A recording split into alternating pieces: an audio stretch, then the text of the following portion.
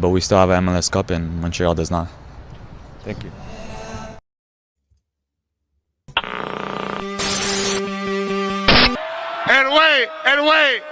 And baby, I'm TFC till I die.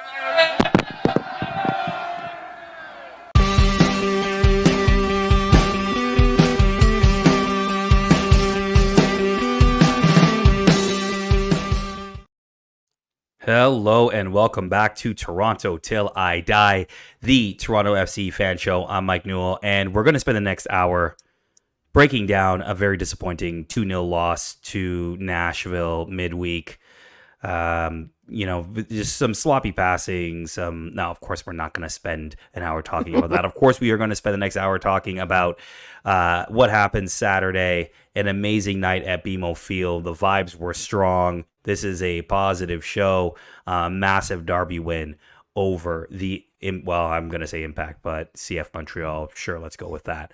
We'll also talk about the V's Cup second leg tie against Saint Laurent tomorrow night at BMO Field. A busy, busy week for TFC, and we'll get your reactions to Saturday's massive win in the burning question and in your comments today on the show. So bomb away in the comments. We want to hear where you were Saturday. Were you at BMO? Were you at home? Did you go to the cottage this weekend and somehow stream it on Apple, whatever it's called now?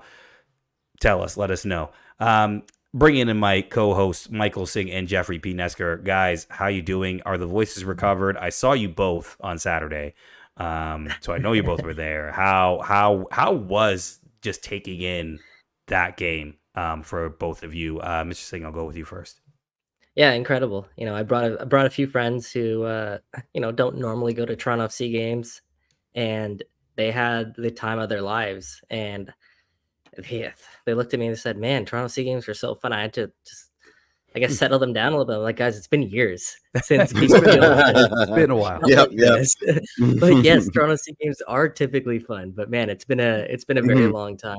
And I'll say, leading up to that match, the stars kind of aligned a little bit. Like, it was May long weekend. First long weekend of, I would say, the summer, even though it's not officially summer. The weather was a 12 out of 10. I think when we look at player performances and we give people out of 10, the weather has got to get a solid 12 out of 10, because it was, picture perfect, postcard perfect weather on Saturday night at BMO Field. Beforehand, the crowd at Liberty Village, where, I saw Mikey Newell bumping, bars were packed. Even pregame, with the march that we all saw, social clips we could hear, looked incredible. Toronto FC as a team, they're playing better. Fans wanted, a performance. The team came out and gave them that, obviously. And then, you look around Toronto, you look at the other teams that, what's going on in the city. I'm sorry, Mike, but, not so great elsewhere when it comes to Toronto sports teams. We won 9-3 today, by the way. We did. Yeah, he's talking about the PWHL. He's talking about the capitulation to Minnesota and the PWHL. Yeah, he's not talking about the Jays. Yeah. So the stars aligned for, Saturday night to be a special night at BMO Field, and the team came out and they lived up to that and then some. So what an incredible day, not just football wise, but I think overall as Toronto FC and Toronto FC fans experienced. I can see it. I can picture it. I can picture Mikey sitting his friends down and being like, "Guys, listen, before you go out and put yourself on the waiting list, I need to explain a few things to you. Have you ever heard of Jefferson Soteldo? Because sit down, and I got a yarn to tell you. Or at least saying, I suppose none of you subscribe to The Athletic. Then that's how you can tell me you don't subscribe to The Athletic without telling me. Danny's put us on blast. Which one of us were supposed to get the cornrows? Was it me? I'm not sure. I think you're the only one busy. None of us, in God's name, should ever wear cornrows. We'll give Bernardeschi a pass. A hat trick gives you a pass on bad cornrows. It sure does. It might be a roundabout way for getting the Sergio Aguero blonde do that I want, that my wife will never let me get. So maybe I'll start with cornrows and then quickly transition to not cornrows. But Danny, maybe you should get cornrows. don't ever change it. Like, I want cornrows on for the rest of the year. I don't care if you're Oh performing yeah, like that. they're like Justin Morrow. They give him more power. The cornrows are essential. They're like speed holes on a car. Like they add horsepower. It's crazy. Well, the man went up to Sheridan Mall at Jane and Finch. Hit up the salon. The girls keep the rows tight for him. Make sure he moisturizes. And keep them tight, man. Get a wave cap. I'm still laughing at the Reddit comment. Someone said Spicy T and Bernardeschi are now the #1 Caribbean wing duo in MLS, and I lost it for like a good hour and a half. Bernardeschi's hitting up Carabana big time this year. Trust me, right? Yeah. He's got those cornrows. He's got his own float. The party. He's got his own float, man. It's the Come On Express, the Unico Come On Express. Yep. He's gonna get a sponsorship from Grace Fine Foods soon. You know it. Know it. 100%. All right, gents. Well, let's get into the game. Before we get into the specifics, the goals, all the great play from TFC, one of the comments I saw quite a bit online, said to me in the stands, was about the atmosphere at BMO Field on Saturday, and we sort of touched on it in sort of your reactions to it. But I think I don't think it can be overstated. That was probably the best atmosphere I've been in at BMO, maybe since the pandemic. Years. Oh, easily. Yeah, easily. You listen back to the highlights, and the roar coming out of that place was like 2016 Eastern Conference level roar. Like, it was properly mental. And the fact that some of those goals were so cheeky, they were so cheeky. They were like proper pause chips and dips. So yeah, it was bumping, man. I mean, I didn't feel like the stands were going to collapse underneath my feet, which I did at the Eastern Conference 2016. That will always be the gold standard, but it was really, really nice. It we keep saying we're back. That felt like it. Properly. Yeah. We're back. And it was a proper derby, right? Like, yeah. Listen, we could have been playing, Chicago Fire, and I don't think the atmosphere would have been the same. No. Right? I think I bumped into Sean earlier, and he was telling me like Montreal brought like 3 busloads worth of fans or something like that to show up to BMO. Like, they were loud. There was a lot of them, and they got right through the national anthem. They were super loud. Yeah. Right. I know. Ridiculous. Yeah. But man, yeah, like, but even before when we got to the stand, like, everyone was in their seats like super early. Security did a great job of, getting people to their seats quickly. Usually there's a ton of lineups, but people are just flowing right in. Can we talk about that for a second? Because it looked like it was going to be an absolute cluster F. Like gate 3 was down to like what looked like 2 scanners and a lineup that was going into the exhibition stadium parking lot, but they've changed their whole system now. Like, that initial scanner is you just walk through, and if it doesn't beep, no one touches you. Like, you don't have to empty your pockets or anything. Congratulations. Welcome to the future. Yeah. It was at the Rogers Center now. But yeah, no, I think Turts has said it here. Like the weather was great. Obviously it's a derby. Montreal still means something. Playing Montreal still means something. But I think also, not just playing Montreal, it's the fact that, like you said, Mike, the team is playing better. It felt like it was going to be a competitive match, at least on paper, I guess. And I think this was sort of everybody looking at each other saying, okay, like, let's bring it. And whether it was John Herdman in his comments before the game,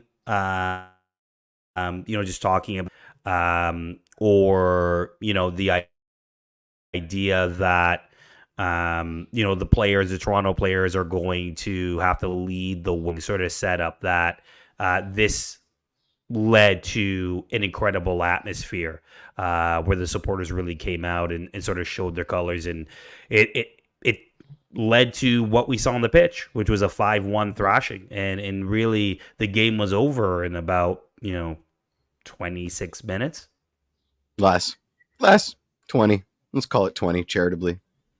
Yeah. I kid you not, this is a true story. So my girlfriend was there too, and this was 2 minutes into the game, and I looked at her. I'm like, I told her Toronto FC's up for this one.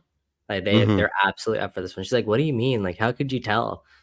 And I'm like, just look at Lorenzo Insigne.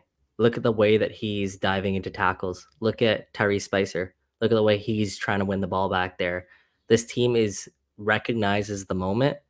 And obviously, with the atmosphere that we touched on earlier, you can tell that really fed, the legs of the players. Like they recognize that, this was a true, when I say proper derby, I mean it in the essence of like the players understood what this game meant and then some. And part of that was maybe due to, how the team prepped them. But I think a good part of that was due to the atmosphere. And, right from the jump, they gave Montreal absolutely nothing. Absolutely nothing. What did Oso say? I mean, I can't wait for that all for one episode. I want the entire speech with all the swears. I want to know what Oso said to that team to get them to line up like that. And to follow behind what you were saying, Davy Flores, man, right from the jump, man possessed. It was best performance in a TFC shirt, and I don't say that lightly because Davy Flores has had a bunch of amazing performances in a TFC shirt. But oh my God, was he a destroyer? Like the definition of a number 6 destroyer out there. He was a monster. It was insane.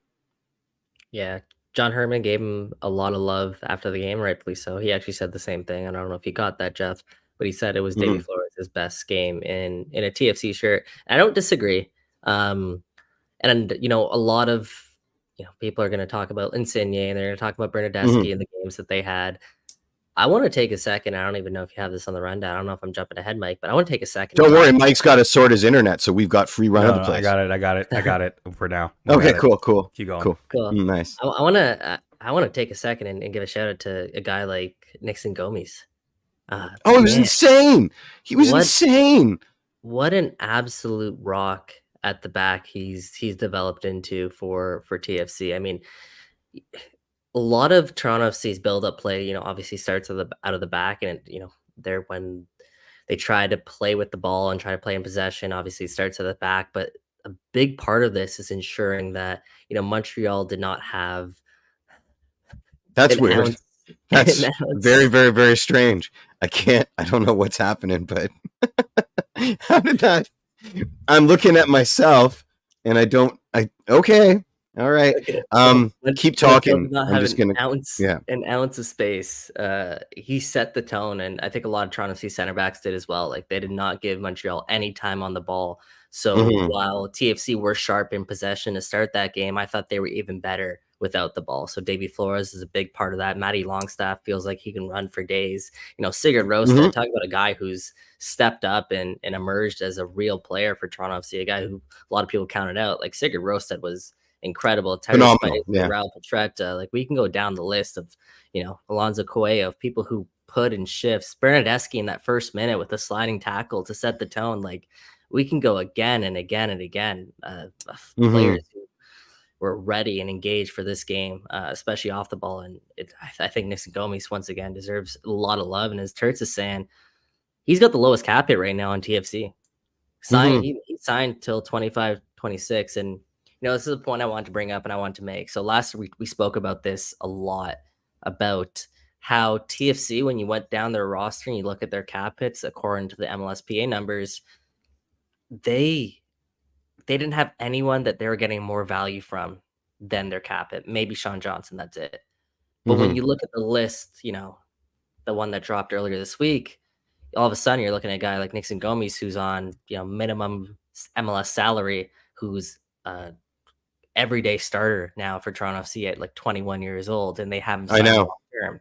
You look at Matty Longstaff, he's on like 250K or something like that, and he looks like he could definitely be a starter in Major League Soccer. And then Davy Flores, even, who's signed, I think he signed to a TAN deal, but the cap it has him at like 450K. I mean, this guy's like an 800K, $900 million player the way that he's playing right now. Alonso Coelho, he's still on a minimum contract. Like the list goes on and on now of people that you're starting to get value from. And Insigne, Bernardeschi are playing like DPs. Prince of Osa is playing like a TAM level striker right now. Like absolutely, everyone's living up to it at this current time. Yeah, I agree. I mean, two things just off the top. Nixon with that arm cast. I mean, it's just the best. It's the best accessory ever. He looks like Batman out there, or Wolverine with a gauntlet.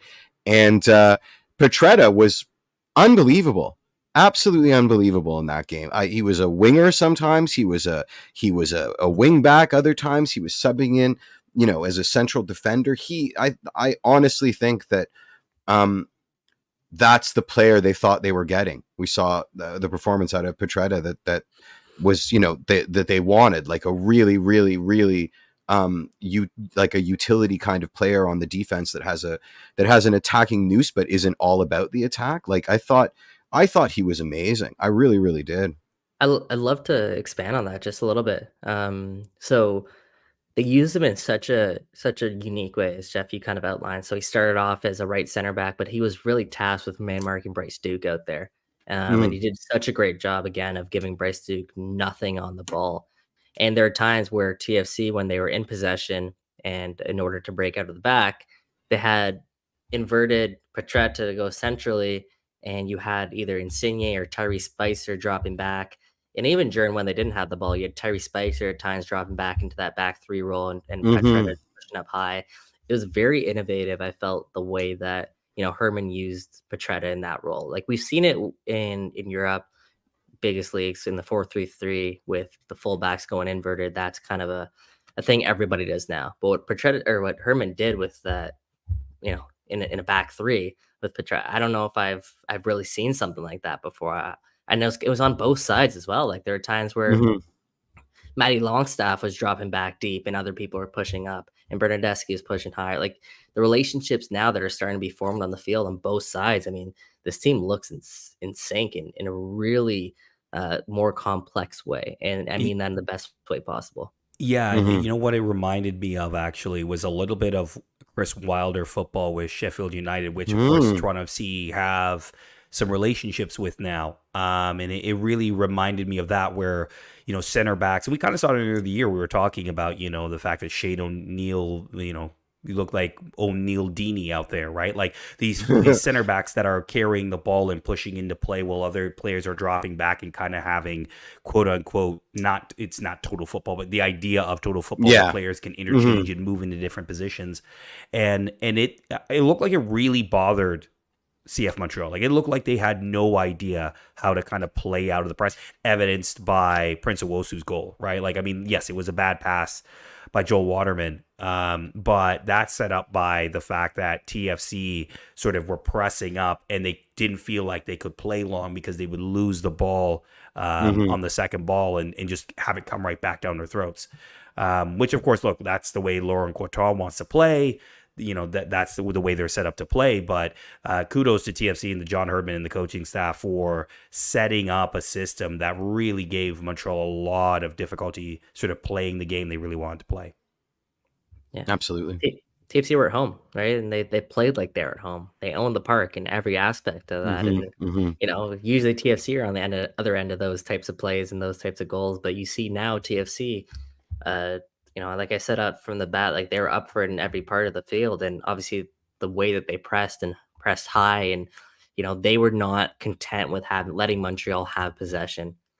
And I love that type of swagger from a Toronto team in a derby, the tackles that were going in and, Prince Owusu setting the tone up top to everyone who followed up behind him. Like they didn't give them an inch of space. They didn't let them breathe.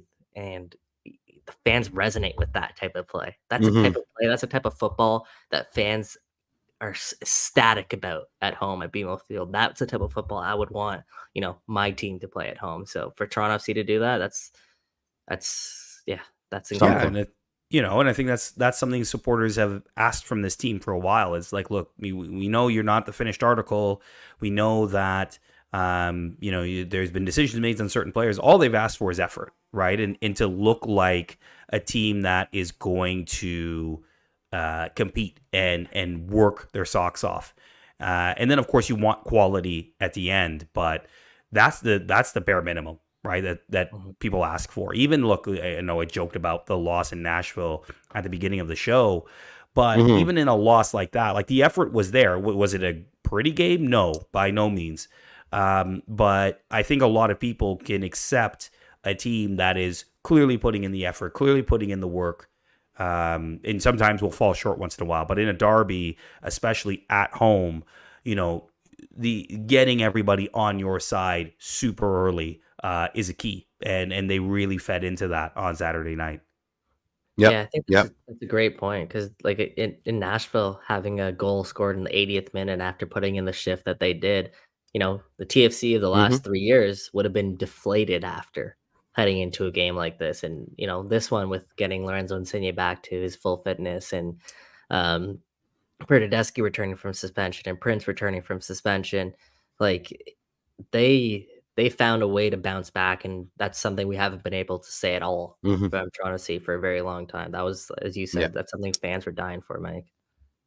Absolutely. There is Turtz is bringing up a point that's sort of been echoed through the chat about being more clinical in front of goal. I agree. There were a lot of chances that were found wanting in that Montreal game. I don't think Lorenzo was that far off the mark.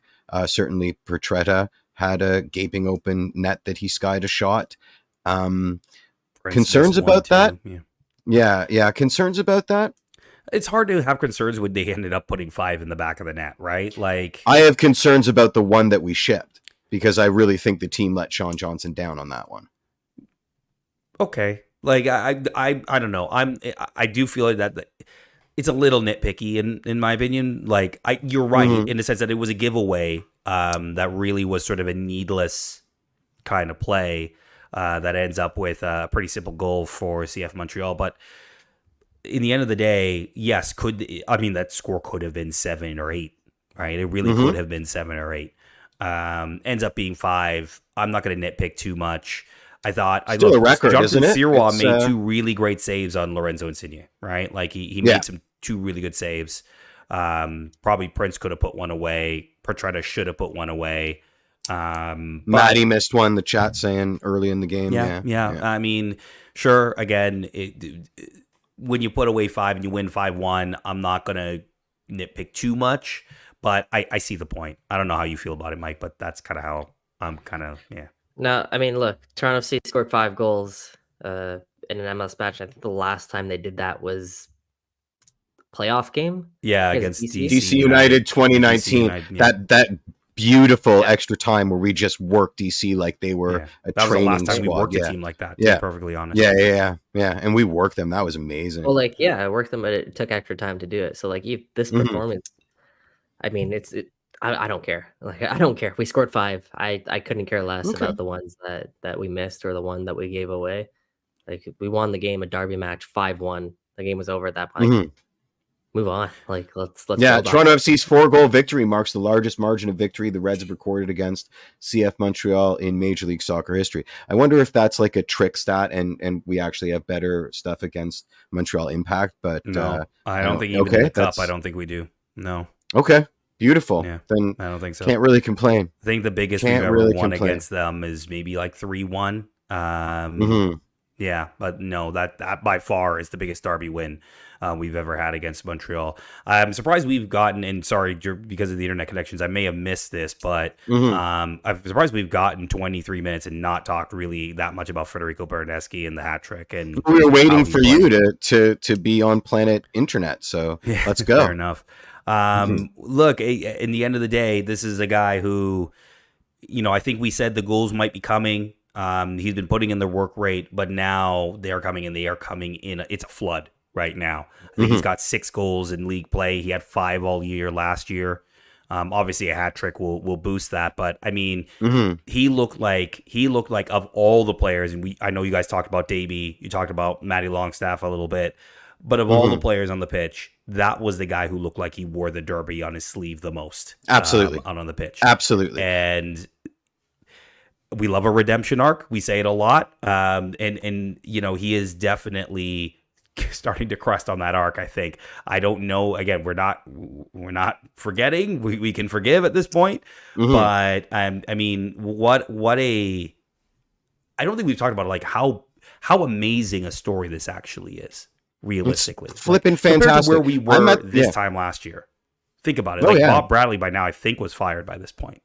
last year? Because it was in May. I'm pretty sure we sacked him in May. So maybe. I mean, look, I'm at the point where I'll run through a wall for him, but I will mean mug him and vape in his face on my way through the wall. So we're not quite at like love affair yet. But you are considering the cornrows, though. Oh yeah, absolutely. I mean, everybody in the chat's telling me to get him, which probably means I shouldn't. I mean, he had a ridiculous amount of time on the ball for that first goal. I don't know what the hell Montreal was thinking, but like he gets it and gets to put it on his left foot like that, and they're just standing there. He had all the time in the world to set up a beautiful curler. It doesn't make it any less impressive, but it does. The question has to be asked: what the hell was Montreal thinking, giving him that amount of time? They turned it over unmarked Davey in the box. Flores killed 2 lines of defense with a ball right through. Insane ball, but also also the run by Prince Owusu. Right, Bernardeschi probably should have played that ball and squared it across the Prince, who was wide open and probably tapped in. That's probably part of the reason. But the other thing about that goal, I'm happy you brought that up, Jeff. You've we've all talked about it. You've talked about it specifically about Bernardeschi having like the one move and what Bernardeschi does. The Ariane Robin, everybody drink. Sorry, we got to do it because it's a drinking game now. The first instinct, Bernardeschi, you think he's probably going far post. Jonathan Serwatt, when you look at the replay, he takes a step to his right because he thinks Bernardeschi's going far post.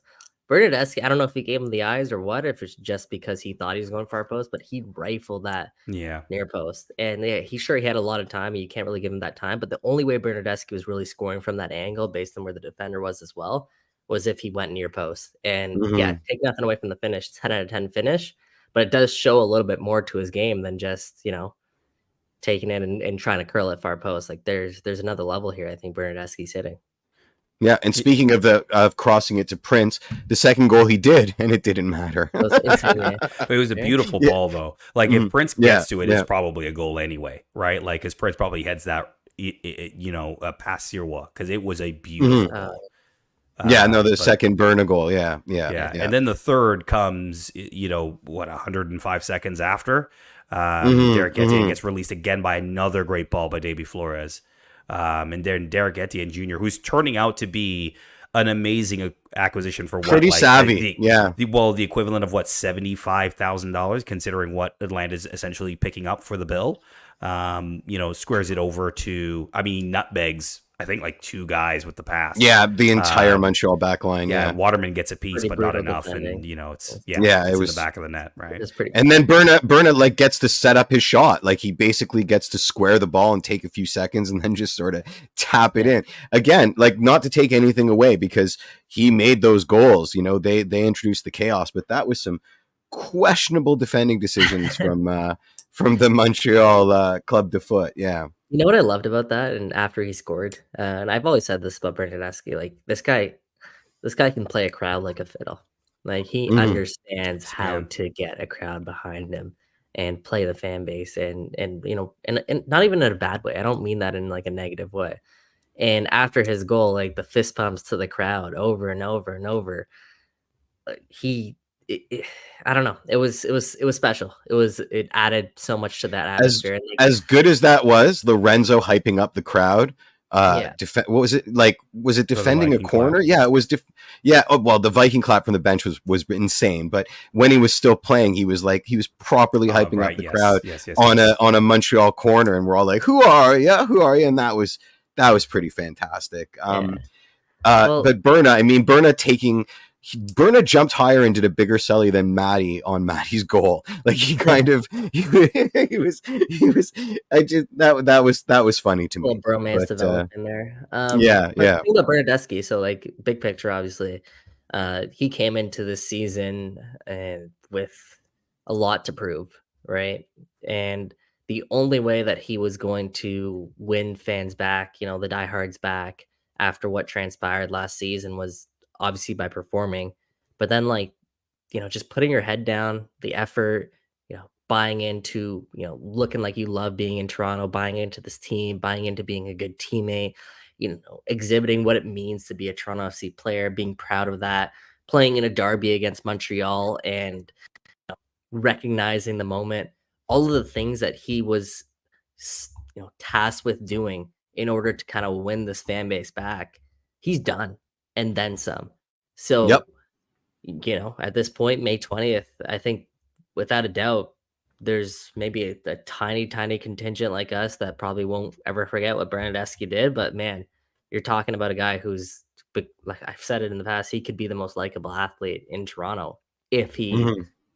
if he does all these things. Well, I think now that the work rate and the performances are going with the skill, nobody ever doubted the skill. No one ever doubted the technique and the craft of the player, right? Holds his hand up. Yeah, fair, I guess. But I never we knew the quality, right? Everyone knows the quality. It was a question of could he buy in?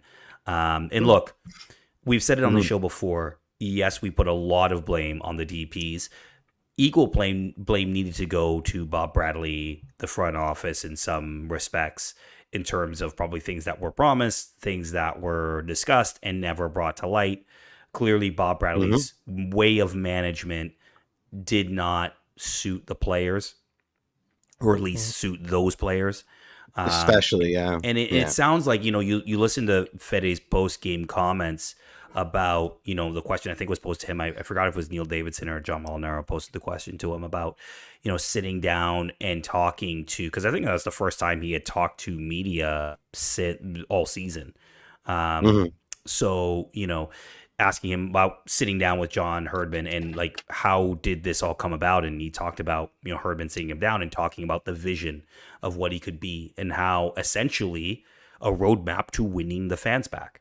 Right. And John Herdman recognized that in a lot of ways. And of course, there's tactical elements of playing left back that would have been discussed. But I think in part with that is this is how you win people back in Toronto. Right. Put your hard hat on, do the work, and people will love you even when the goals aren't going. And that was happening before the goal sort of glut has started to come. Now the goals are coming, and now it's getting raised to another level, if that makes sense. 100%. 100%. Like I said, I could take Bernardeschi the way that he was playing without the goals, because the effort was there. He was still being effective on both sides of the ball. He was still, in my opinion, DP quality even without the goals. You add in the goals now, and he's taken his game to, another level. And you're starting to talk about him as, one of the best, DPs in Major League Soccer when he's performing like this. I don't think that's far-fetched. The one thing I take issue with is, we can sit here and say, Bob Bradley was, the problem with this team. And, maybe there definitely is parts of that is true. The other part of it is these guys also knew that they were out of chances. They did their summer shopping for themselves, and they realized kind of the market that was out there for themselves. They knew what they had to do heading into this season for themselves professionally, not just here in Toronto, but I think as a footballer and their legacy and all of that, they needed to do a lot. So, John Herdman deserves a ton of credit. We shouldn't go a show without giving John Herdman credit because he deserves it. But the other part of that is, circumstances that were, not necessarily because of John Herdman, because of, the bridges that were burned in the past. 100%. That's what led to, all of this coming together the way that is right now. Yeah, and really let's not forget that it's a Euro Cup year, and they both, Berna suddenly has designs about being selected to the Italian national team again, or the fans. He was asked about fans have designs on him getting selected again. So yeah, I don't think it's as binary as people would say, but hindsight merchants always tend to go binary, so let them have their hindsight victories, right? But broken clock is twice a day as well, so there you go.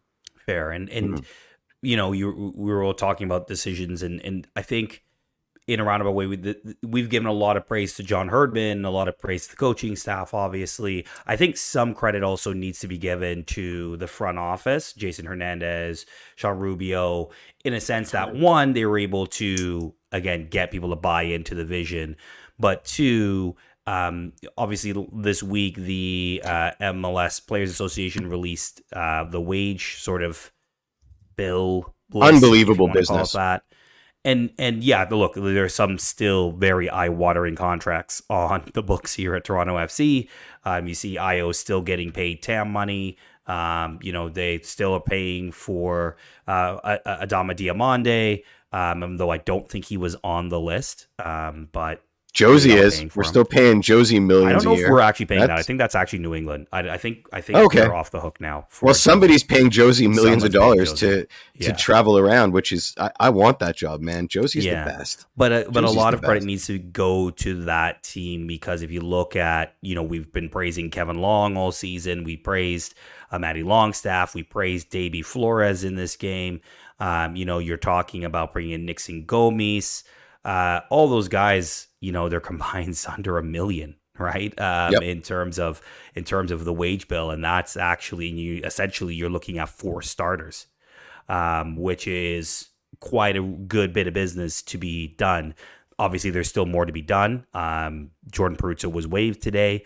Not big on sort of the cap perspective, but that is sort of a move to free up potentially more space, at least in a roster spot. But I think it's going into the idea of this philosophy of accountability, this philosophy around everybody knowing their role, and from the front office to the coaching staff to the players, there's now starting to have sort of a synchronous, everybody's in lockstep with each other, if that makes sense. And I think that's where you end up with a derby result like this, where everyone's bought in into the importance of that game on Saturday night. That's so funny. Your internet lagged out earlier, but I made that exact same point that you made about the salaries and the same players. But Chef Jason honestly was cooking, knowing with a smile on his face, sitting back. I don't know if he's a Scotch kind of guy, but maybe sipping on a glass of Scotch, knowing that these numbers are going to come out eventually, and the fan base is going to see, kind of the business that he was able to swing this offseason. Like I said, you mentioned the signings there. You go down the list, there's not a bad signing and from a cap value or salary value perspective that this team has made. Nixon Gomez, 71K. Terry Spicer was a draft pick, but still 73K. Again, Alonso Coelho was 94. He was signed last season, still super valuable, of course. Matty Longstaff, 216. Kevin Long, 277. Like the value that they're getting out of those signings are the best value we've seen in a very long time at Toronto FC. And you need that. You need that when you're a top heavy spending team. You need to find those types of success stories to be a good, football team. And they're doing that. And listen, they still got room to play with. In my opinion. So this summer that's a subtle insinuation to sell Cassius Malula, by the way. That's I don't know if they're selling cash. I don't think. I mean, like, he doesn't cost that much. He's a U22 player, so he's only 150. That's a valuable slot, sir. That's I know it is. I know. We'll talk about him in a little bit. Really quickly, just in terms of sort of wrapping up the game here. I kind of have here on the run sheet, was this a must win for TFC? Now, we did talk about the fact that, look, they were coming into the game 2 losses in a row. At least in the league, and sort of, that momentum was maybe starting to slide a little bit after winning 5 in a row in all competitions. To me, this was a must-win game for them, not necessarily for the standings, but more for, again, continuing some momentum, building that sort of going into June, and then eventually they're going to have to stop for Leagues Cup. But they just needed that for momentum, and getting a win like this, you could tell how everybody's reacting, right? Like it keeps the sort of the sails, the wind in everybody's sails. Yeah, like must win. That term gets thrown around too much for me. If they had a 1-1 draw, very solid 1-1 draw, they outplayed Montreal. Is the season over now?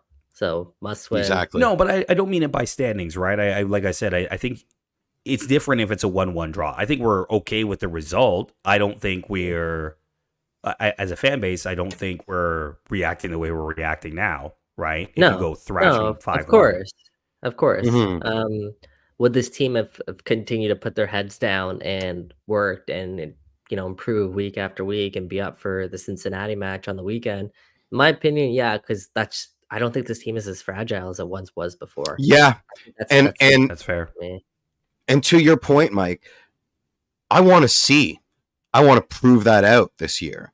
And to do that, we kind of need some sustained bad vibes. which I'm not asking for directly because I'm not that kind of moron, but I am saying, in this, I just, there were no must wins this season in our season preview. Like I said, there are no must win games this year, as long as there's orange slices, go squeeze and hugs at halftime. And I stand by that. I mean, this is fun as hell. I love it, but I don't know if it was a must win, Oh, I think it was. I don't. I think it was. Okay. I think, again, I think, well, look, I think John Herdman has said it before. Good teams don't lose 3 games in a row. And he said that early in the year. They lost 3 games in a row. And there was a visceral, people were not happy, right? Mm-hmm. You're right, Jeff. No one, fan base is never happy. Well, no, I'm not talking just about the fan base. I think about inside the locker room as well. True. Right? And Jeff, you are right. Like we did say that at the beginning of the year, right? Like we said anything above 12th was great. You're doing well. We're doing backflips, yeah. Exactly. But I also think now, whether it's fair or not, whether it's right or not, the expectations have been slightly raised a bit. You're now not. Well, yeah, 100%. Like you're not quite halfway through the season, but you're getting close to halfway through the regular season, right? And at this point, you start seeing teams being kind of who they are. Yes, of course, there are teams in MLS that make runs in August and September for playoff positioning. But generally, by June, you kind of know what you are as a team for the most part. And I think we kind of know what this team is at the moment. This is a team that is hard to break down, hard to beat, can't have off days. But when they're on, wow, they're on. It's about finding that consistency. So I think that's why winning on Saturday was such a big thing for this team, because it just got wind back in the sails. I know they were going to work hard no matter what the result was, but this just, again, it charges everybody up. We were talking about the atmosphere earlier in the show. I think that really, sets the team up well for games going into sort of the stretch run to the to Leagues Cup.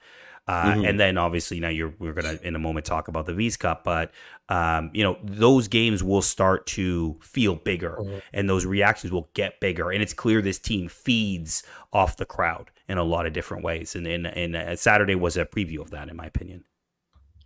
Yeah. And that light for sure. Like, and I've mentioned this, like Toronto FC have one of the toughest schedules in Major League Soccer coming up. So 3 points against a rival. It was an incredibly, incredibly important 3 points, an incredibly important performance. I'll give you that. How about that, Mike Newell? Can we settle there? We can settle. It was an important 3 points. You say tomato. Yeah, good stuff. We've already talked about Prince Owosu because Couch Banter wants to know how his stock in Owusu's doing. Your stock's pretty good, buddy. Another Owosu shareholder. We should have a shareholder meeting. Oh, I bought stock. I bought stock now. Yeah. I bought stock.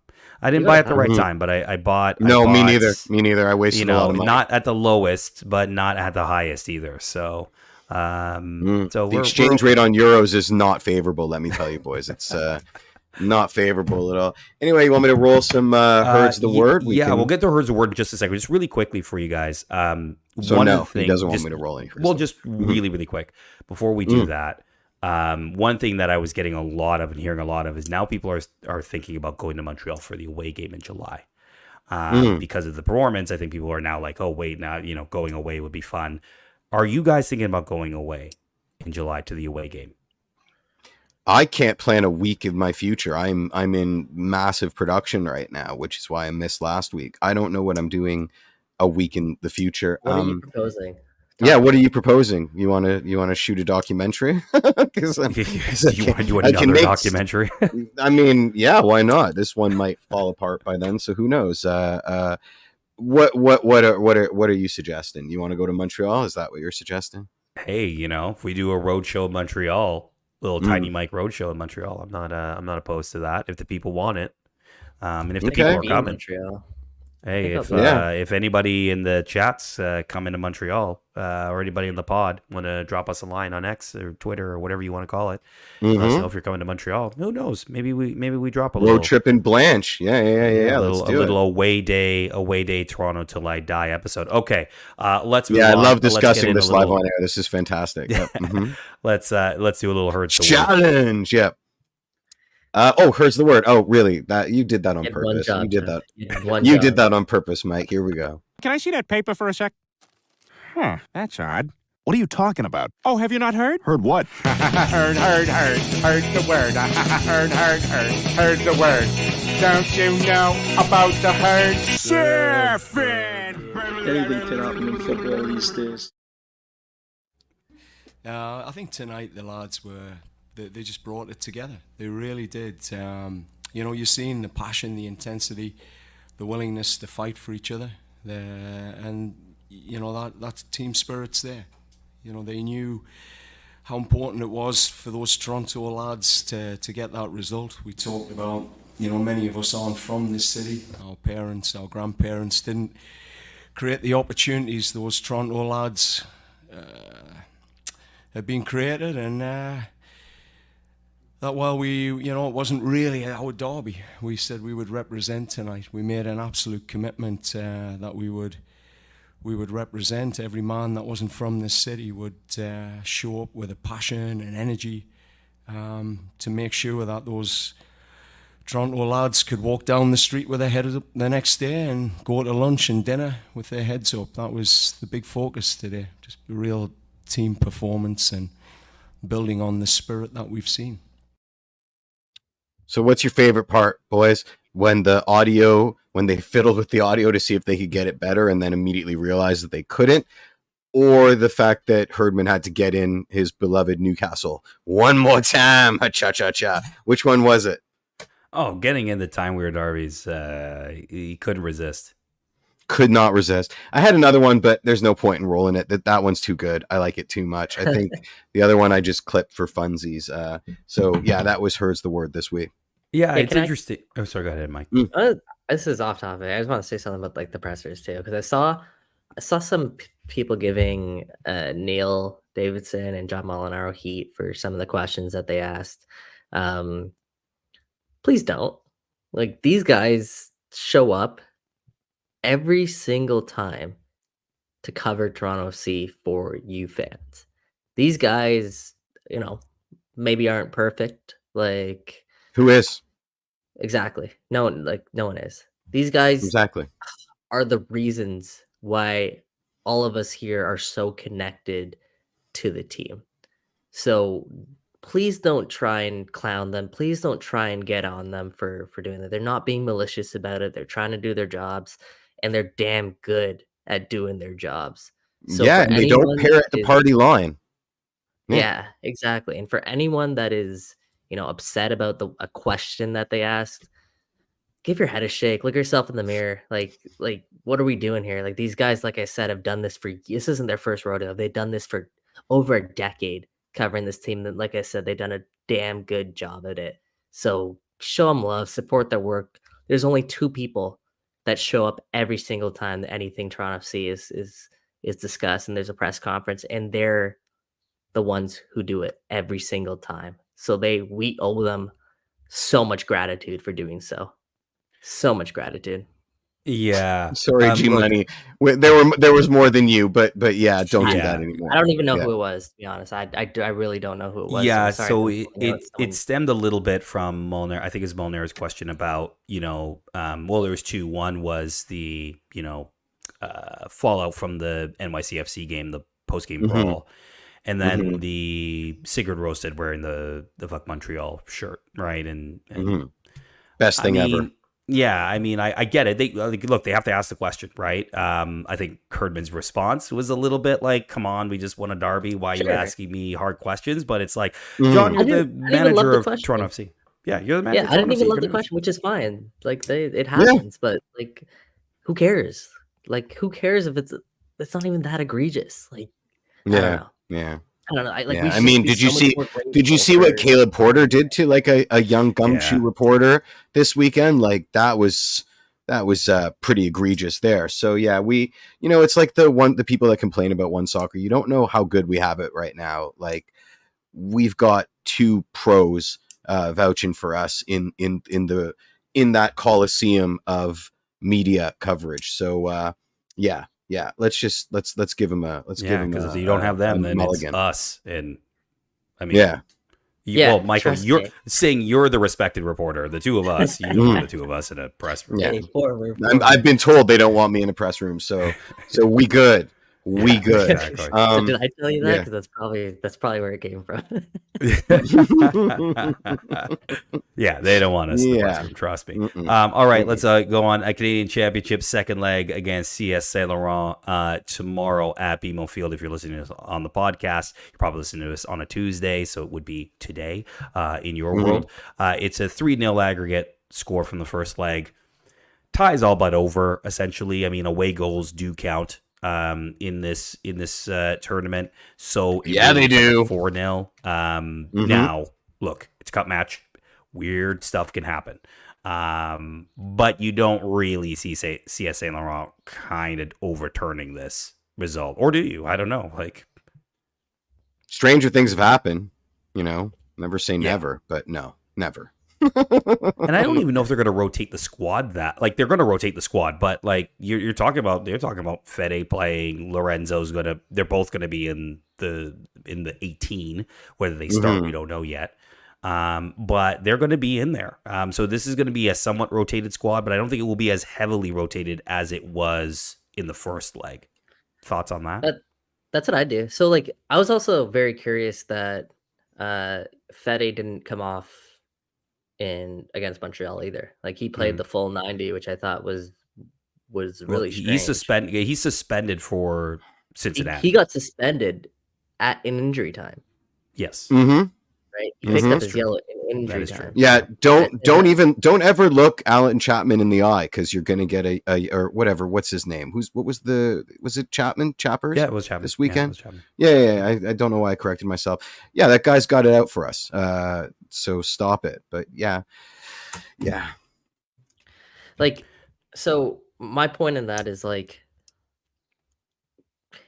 you're maybe running down a slippery slope there. Like, I understand Fede's a beast, and like Fede actually, we even said this last season, like he played the most minutes for Toronto FC. He is, incredibly fit, but at the same time, like, he goes down, he's arguably our most important player this year. And why run risk of anything? Look, I'm totally fine with them being in the 18, and they should be in the 18 just in case. But don't use them if you don't have to. Is my kind of thing. Well, they shouldn't have had to use him in the first leg, but yet he came on for 30 minutes in the first leg. For the cheekiest put that leg to bed, right? The ties essentially put to bed here. That they're coming back to BMO Field. You're playing on home turf against a team that you are definitely better than. Saint Laurent, like, they had maybe one half chance the entire game, and everything else was kind of just TFC that game. Like, I don't know.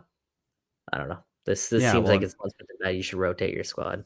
No, 100%. And look, I think we're going to see the usual rotation. I think Mailula's back in the team. I think Mabika's been back in the team. I would be surprised. No. Yeah, I think so. I think Jaquil's back in the team. They may even play Jaquil at left and Kobe at right. Kosi will probably be back in the team as well. So you're going to have a decent amount. Luka Gavrin probably starts. Like, you're going to have a pretty decent amount of rotation. Plus, they're probably going to bring up one or two TFC2 players as well. So there will be decent rotation.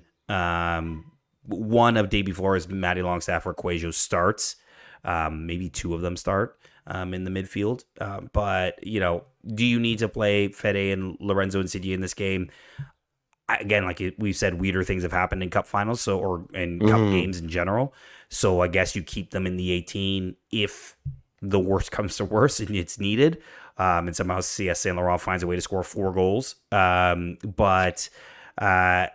Yeah, this is not a game where you necessarily need to play them. And maybe you give, Lorenzo a run out because he needs sort of batch fitness and things like that. He's made of glass, though. Like, if you put him out there and he gets injured again, that's unbelievably bad load management, right? Like, if we lose Lorenzo for another spell of games because we put him out for a 15-minute cameo against CS Saint Laurent, heads are going to roll. So I don't think the ends justify the means.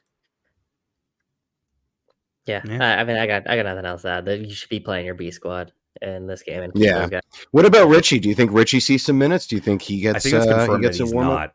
I think John Herdman said today that he's not. He might be on the bench for Saturday, but not for tomorrow. Yeah. I think that's the way they go. Yeah, I mean, look, the tie should be done. The coolest thing that probably comes out of this is that CS Saint Laurent might end up being a CPL team. They're in preliminary talks, apparently. Let's do it yesterday. Should be done CSB. yesterday. Let's go. Yeah, with CSB, they found some investors that might want to jump in. It's preliminary talks, so keep that in mind. There's a lot of red tape to navigate with Ontario, Quebec. Crossover business. There's a lot of tax breaks that you have to satisfy on both sides of the 401. And you don't, a smart business play doesn't ignore any of those things. I work in film. I deal with this all the time. So I understand why it takes so long. I understand the mountains of bureaucracy that need to happen, but it looks like CS Saint Laurent has put on a good enough audition that they've and they're plug and play, which I think is such a great idea for the CPL. They're essentially a plug and play squad. Yeah, for sure. I think so. Let's go. I think you have a stadium that can be a CPL stadium right now. They'll probably do some upgrades to it if this happens. The question is how much CSB is going to charge for the expansion fee, because they need money. So you could see that coming. But we'll leave that for another day. We'll get the MLS guys to invest, and then they can be MLS's CS Saint Laurent as featuring the CPL, or something insane like that. Yeah. Oh man. Just really quickly on the next round of the Voyageurs Cup, should Toronto FC progress, there will be a redraw for the semifinals, so we don't actually know exactly they'll play. But there's a chance that I think Forge could go in and beat CF Montreal. It's a possibility they go to Stade Saputo and beat them. Though Forge not exactly on the best run of form at the moment. But if that happens, who knows? Maybe it's a QEW derby against TFC. So we'll see how that goes in terms of the Voyageurs Cup. Okay, next we'll move to it's a burning question light. I think this week, but we did ask a burning question. Are we going to run the clip? Do we want to run the clip? No. We're not running no clip.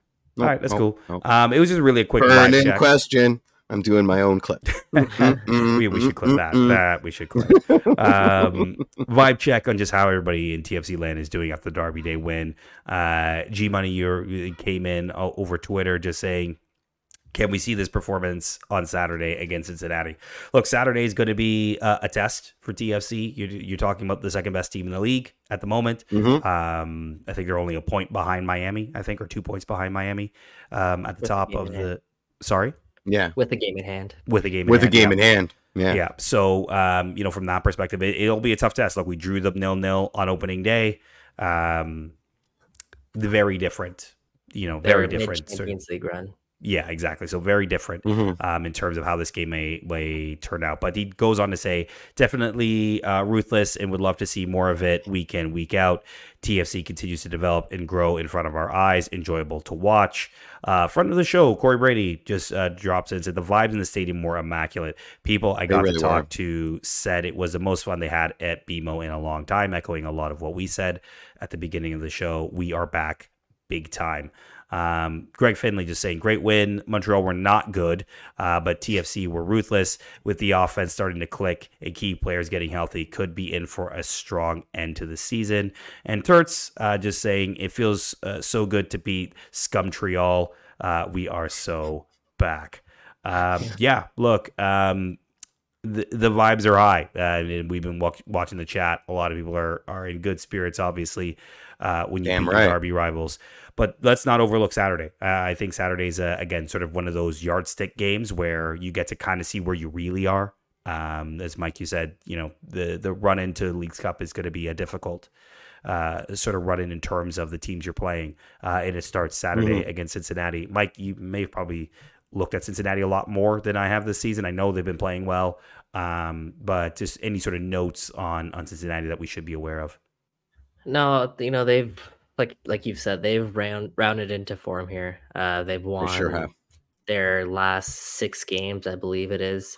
And we knew this ahead of time. They're a very deep team. And opening day, they didn't have Matt Miazga, who is one of the best, if not the best, center back in Major League Soccer. You add that to a more confident Lucio Costa. It's a dangerous squad. It's a very dangerous squad. So listen, like that said, in a weird way, I'm not. If I'm trying to see it, I'm not feeling intimidated or scared or anything. They're coming to BMO Field. They're coming to a BMO Yeah. Field that's coming off a performance like last weekend. Um, and when Toronto FC play teams at home at BMO Field, they play with a different edge, a different swagger. And if Fair. fan base can get behind them in the way that they did this past weekend, I mean, I think FC Cincinnati's got to be more wary than Toronto FC at this point. Yeah, I agree. If Vede's not coming to party, but we still got Prince, and if he presses even 90% of what he did in the first 15 minutes against Cincinnati, is going to cause them all kinds of fits, because that's some of the best pressing I've seen from TFC in a very, very long time. I mean, that was, you want to talk about aggressive pressing, that was hyper aggressive pressing. So, we can cause them some fits, and certainly I do think it's a yardstick match, but again, the story of this team has been we're never actually had our full strength lineup. We can count on one hand the amount of games, halves even at this point, where we've had our full strength lineup. I'm talking about Richie. I'm talking about Lorenzo, and we won't have it at this game, so it will have an asterisk. But we've got the depth that I think we can, especially at home, especially coming off these vibes, I think we can take it to them. I really do. Well, yeah, I think. And how good of a win will that be? Well, yeah, look, if you get a win like that, that's a big feather in your cap in terms of the Eastern Conference. It probably boosts you back up closer to the third in the East. Yeah, I think this is going to be an interesting one. I'm not as bullish as the two of you are on this. I think it's going to actually be a real challenge for this team. Cincinnati is very, very good. This is a very good team that so had a little bit unlucky in the Champions Cup, but I think that they won the hell is real derby, and I think they thoroughly outclassed the Columbus. So I think this is a team that's dangerous. I think they're a little bit more I would say defensive, as in they just sort of sit back and two banks of four, just defend all the time. But they are a bit more defensive than we saw probably last year, with no Brandon Vasquez now. They got that new guy that's doing Brandon Vasquez things, but he's a little out of form. Like he's not. Well, I forgot his name. They got him. Me too. Yeah, they got him from Europe, I believe. But he's on loan. He's a kid that's playing, and he's already scored for Cincinnati. So this is going to be a tough game for TFC. But I do agree that this is a team that will not necessarily back down. I think, again, like we kind of said earlier in the show, last year, this is a game that you mark down as an automatic L. Like there was no way you saw them beating this team. This year, definitely much more in it for a shout to win it at BMO Field. Okay, guys, any last little tidbits, anything you want to sort of talk about before we wrap up this week? Nah, man, I'm good. Just want to get the good, official. The vibes are good. Vibes are immaculate. The clothing game on Michael Singh is immaculate. Those team issued polos looking fire out there, buddy. Don't expose me, man. Don't expose me. We're just trying to get on that train, man. We're just trying to get on that level, We're all just here wearing replicas. We're all just here wearing replicas. Yeah, we're just wearing replicas. That's do you want to do your spiel? Your we'll do it. Did you do that already? Really quickly, got to ask a question that has been, I don't know why this has been going around. Classique or Derby, where do you guys sit in on this? Is it the Canadian Classique? Is it the 401 Derby? What it's the cold firm. It will always be the cold firm to me. Hilarious. It's funny because, like, obviously, as a journalist, you kind of have to go through this debate. TFC use 401 Derby. The league website uses Canadian Classique. CF Montreal uses, I believe, Canadian Classique. It's the 401 Derby. It's the 401 Derby. Just because. Yeah. When we beat you 5-1, we get to call it whatever the hell we want. Yeah, fair enough. It's to me, it's just Toronto, Montreal. You say that, and you don't need to explain anything else, right? That's it. In my opinion. Yeah. So anyway, that's where we land on this. It became a really big argument. Like people were like, it's not like. Well, because the league pushed it, and Americans telling us what to do never goes well. So we're raging against the dying. Montreal is really adamant that the 401 doesn't go all the way to Montreal. Well, it doesn't. But I think they hate Canadian Classique just as much because it's like it's an American.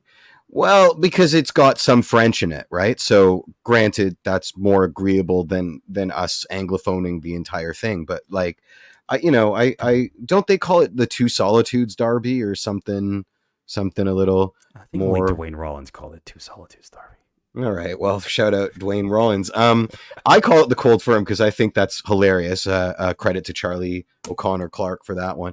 But it's the 401 Derby. At the end of the day, it's the 401 Derby. Yeah. Settled. 401 Derby. There you go. Yeah, it's settled. Three guys from Toronto decided it. Yep. Yeah. World peace. We just solved it. World peace. It's amazing. It's amazing. The three of us get together. Exactly. Tell the media team. All right. Thank you for listening and tuning into another Toronto Till I Die. Thank you for sticking with me through crappy internet. I appreciate it. Follow us on Instagram if you haven't already. Username PTID show. Search Toronto Till I Die to find us. Podcasts, YouTube. You know where to find us. Just search Toronto Till I Die on Google. You'll find us everywhere. For Jeffrey P. Nesker, for Michael Singh, I'm Mike Newell. We'll see you next week. Cheers, everybody. Bye.